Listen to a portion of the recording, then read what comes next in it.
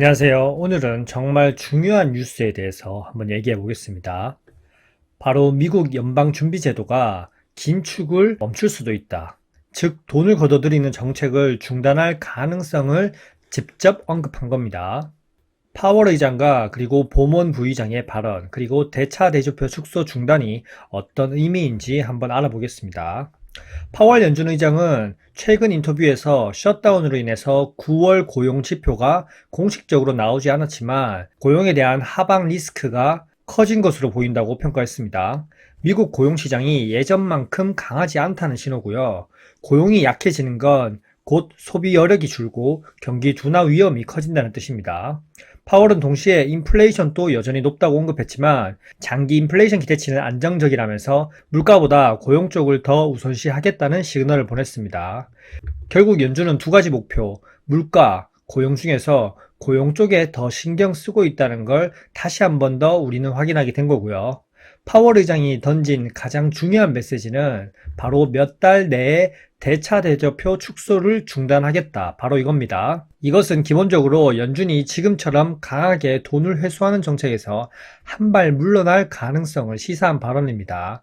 결국 시장에 유동성을 공급할 수 있다는 거고요. 결국 유동성이 다시 또 늘어나면 주식, 금, 비트코인 등 위험 자산에 자금이 몰릴 가능성이 커집니다. 렛츠고!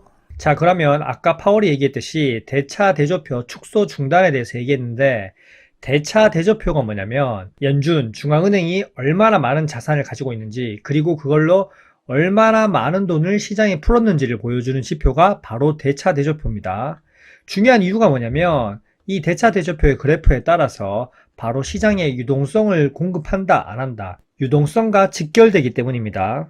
연준이 자산을 이렇게 늘리면 시중에 돈을 푼다는 뜻이고요. 이 말은 뭐냐면 경기 부양 효과가 생깁니다. 이것을 우리는 QE라고 합니다. 그리고 반대로 그래프가 아래로 내려가는 연준이 자산을 줄이면 시장에 돈을 걷어들이겠다는 거고요. 지금 하고 있는 긴축 정책을 하겠다는 겁니다. 이것을 우리는 QT라고 부릅니다.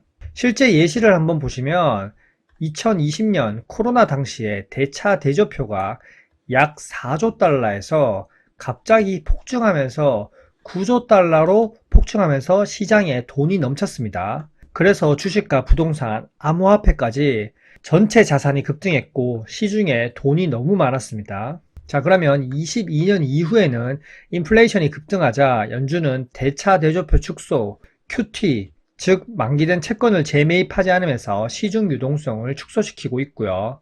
그 결과 시장의 유동성은 줄어들고 주식시장이 약간 조정받았었고요. 달러는 강세로 돌아섰었습니다. 하지만 지금은 주식시장은 완전 호황이죠.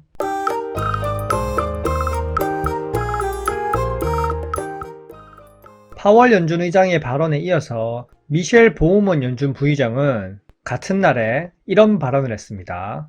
올해 안에 추가 금리 인하를 2회 정도 예상할 수 있다. 그리고 경기 흐름이 약화될 경우에는 통화 정책 완화의 여지가 있다고 덧붙였고요. 이런 보먼 연준 부의장의 비둘기적인 발언이 매파적인 다른 연준 인사들의 견해와 어떻게 조율될지 그건 미지수지만 연준 내부에서도 긴축 지속파와 완화 지지파 간의 균형이 있기 때문에 보먼의 발언 하나로 곧바로 두 번의 금리 인하가 이루어질 것이라고 단정 짓긴 어렵습니다.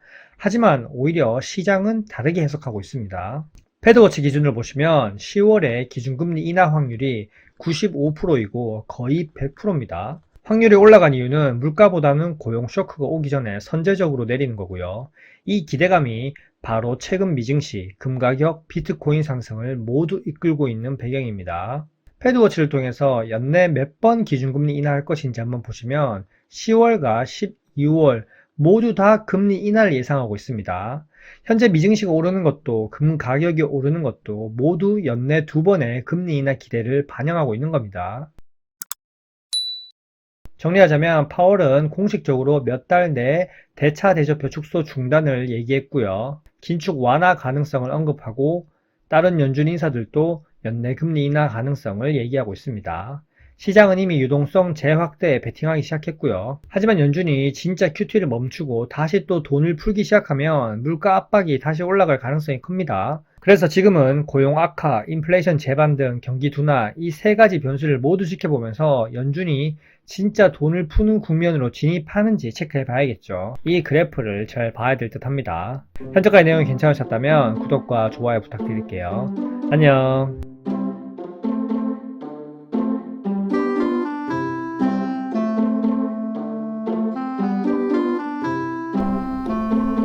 와이